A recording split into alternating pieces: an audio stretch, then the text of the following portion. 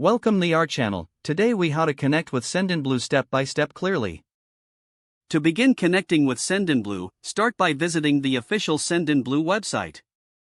Once the homepage loads, look for the sign up button in the top right corner. Click on the sign up button to create a new account. Fill out the required fields including your email address and desired password.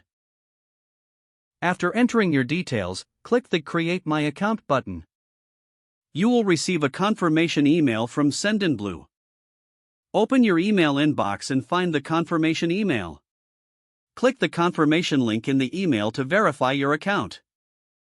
Once your account is verified, return to the Sendinblue website. Log into your account using your email and password. After logging in, you will be directed to the Sendinblue dashboard. Here, you can view various features like email campaigns, contacts, and marketing automation. To start creating a campaign, click on the Campaigns tab in the left sidebar. Next, click on the Create an Email Campaign button. Choose a template for your email or start with a blank layout. Once you've selected your template, fill in the necessary details such as the campaign name and subject line. After setting it up, click Next to move on to the content editor.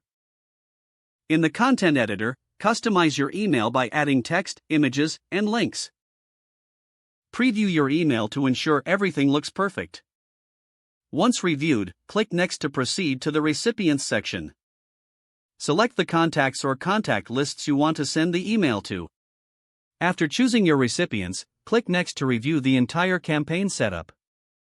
Ensure all parameters are correct and make any adjustments if necessary. When satisfied, click the Send button or schedule it for a later time.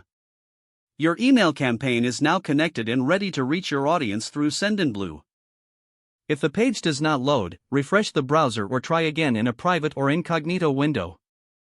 Make sure you are using the correct email address, then retype it carefully to avoid small typos. If your password is not accepted, use the Reset option and create a new strong password you can remember.